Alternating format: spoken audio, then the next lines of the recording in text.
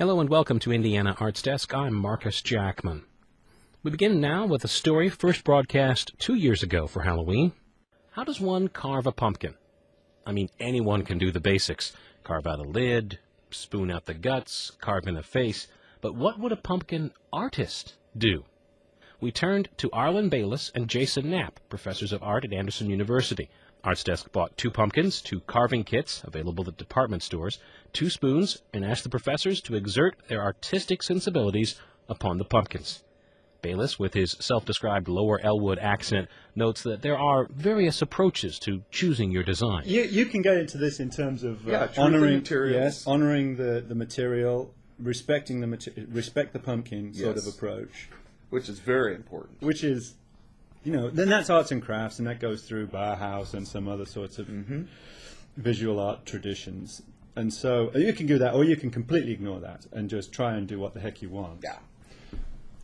You could do this in the Michelangelo approach, too. Michelangelo's idea was that you let the form speak to you from within the material. So, and then what you do is you release that from the material. So it could be that we're going to release whatever the pumpkin is saying to us from the pumpkin what by is our the pumpkin carving. Saying to you right now, Jim? Right at the moment, it's not saying anything, but that could change once we get started. You need to fondle it a bit more. I think I need a little more hands-on time. And while both eschew choosing a design from the pattern book that comes with the carving kits, Bayless does peruse the examples. Yeah, this pattern book is useful in terms of thinking about negative space. The pumpkin itself would represent the positive space. The cut, the absence of pumpkin, would be the negative space. And being trained in art school, you can't help thinking about this enterprise without thinking about negative space. And there is more to consider than just how it looks initially, Knapp observes. You might actually carve something on the pumpkin, a face or whatever it is, that is going to change as the pumpkin wilts. So you are anticipating the wilting, bringing in additional features. It's kind of a Zen thing. That's kind of forethought that's why you guys get paid the big bucks. Yeah. To think of such things. Yes. Not to do them. Not to be able to actually... No. We can't execute that, but we can... In order to better serve ArtsDesk's listeners, the 2 professors take different approaches to the carving process, with their own tools, including a French jackknife, a pack of X-Acto knives, a 10-inch filleting knife, and a hatchet. Well, you seem stalled out here, Professor Bayless. It's true, I am. And I'm thinking that what I need to do is do some drawing with the pen on the surface, and then, not committing to anything necessarily. I'm just going to... You're thinking out loud. So thinking out loud, thinking on the material, thinking... you know what? I'm sorry. If Arlen is going to take the drawing approach, I think one of us...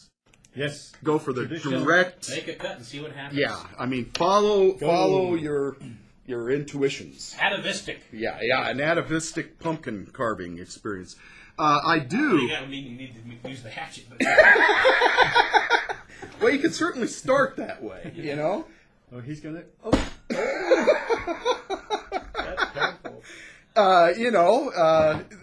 The surrealists would drop some paint on a canvas and let it splatter and then go from there. And that's just what I did with the Est-wing, brand new, never before used until just now, hand axe.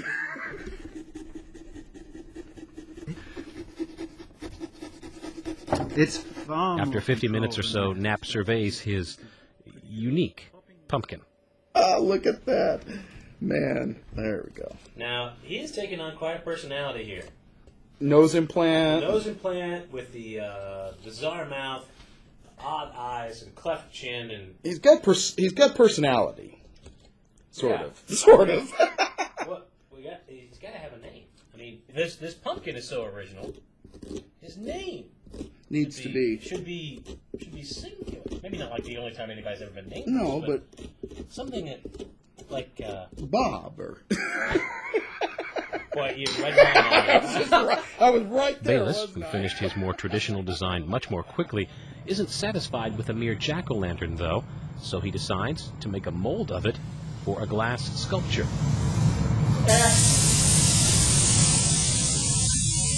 The sound of 2,000-degree melted glass being blown into a pumpkin is, well, about as unique as the aroma of quickly cooked and burned pumpkin.